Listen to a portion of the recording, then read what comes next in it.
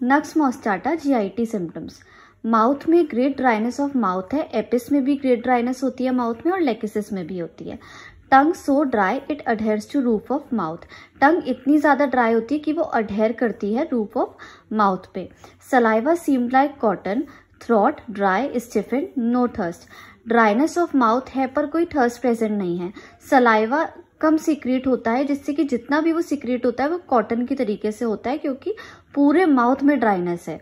Throat dry, throat भी dry है, सब में ड्राइनेस है पर थर्स्ट नहीं है। पल्सेटिला में भी यही सिम्टम है, ड्राइनेस है पर थर्स्ट प्रेजेंट नहीं है। Sensation of great dryness without real thirst, मतलब ग्रेट ड्राइनेस है पर थर्स्ट प्रेजेंट नहीं है। And without actual dryness of tongue, और एक्चुअल ड्राइनेस भी नहीं है टंग में। Mouth very dry yet no desire for water, mouth dry है पर वाटर के लिए डिजायर नहीं है। एपिस, पल्सेटिला और लेकिसिस, इन तीनों में भी यही सिम्टम है। पर जो मर्कसॉल है, मर्कसॉल में टंग वेरी मॉइस्ट, मर्कसॉल में टंग क्या होती है, मॉइस्ट होती है। Perhaps dripping with saliva yet thirst, tongue moist है, पूरे मुंह में पूरा जो माउथ है वो मॉइस्ट है पर तब भी इसमें थर्स्ट प्रेजेंट है मर्कसॉल में। Tongue sticks to roof of mouth, पर जो नक्स मोस्टाटा है उसमें ड्राइनेस है जिसकी वजह से टंग रूफ ऑफ माउथ में स्टिक करती है।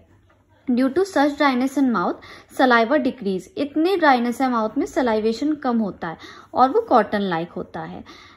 This dryness is particularly troublesome after sleeping intact, it wakes him up from sleep. इतनी ज्यादा ड्राइनेस होती है कि उससे उठना पड़ता है, पेशेंट अगर सो भी रहा हो तो उसको उठना पड़ता है।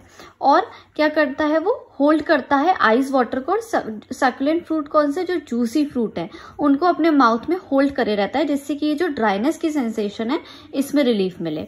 स्टमक में क्या सिम्टम होता है, eating a little too much causes headache, थोड़ा भी खाने से पेशेंट को हेडेक होता है।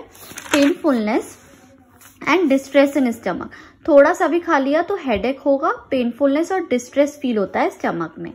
वाइल ईटिंग और इमिडिएटली आफ्टर ईटिंग, देखो इसमें जो स्टमक में सिम्टम है, थोड़ा सा खाने पे हेडेक हो रहा है, वहीं जो पेनफुलनेस और डिस्ट्रेस है स्टमक में वो कब होता है, खाने के टाइम पे। वाइल ईटिंग और इमिडिएटली आफ्टर, खाते टाइम या फिर उसके तुरंत बाद पेनफुल स्टमक होगा और डिस्ट्रेस होगा स्टमक में। काली बाई में भी खाने के टाइम पे, और काली बाई में इमिडिएटली आफ्टर है।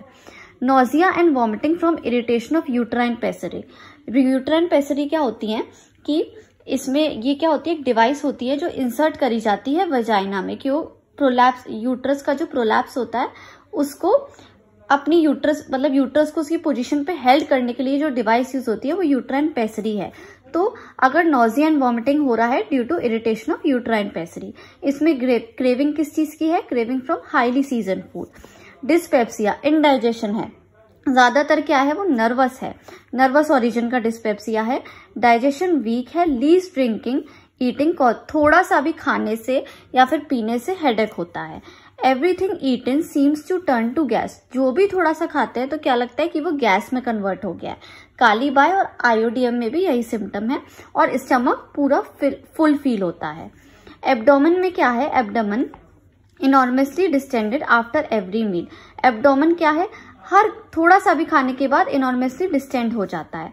Paralytic weakness of intestine, intestine की क्या है, पैरालिसिस है, पेरिस्टाल्टिक मूवमेंट इसमें डिक्रीज हो जाता है। इनॉर्मस डिस्टेंशन विद रंबलिंग, ठीक है, डिस्टेंशन है उसके साथ साथ रंबलिंग भी हो रही है एब्डोमेन में।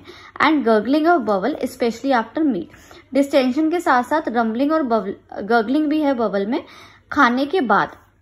डायरिया जो कि समर्स में हो, कोल्ड ड्रिंक से हो या फिर एपिडेमिक हो ऑटम सीजन में, और स्टूल्स कैसा हो, व्हाइट स्टूल हो कॉल्चिकम के जैसा।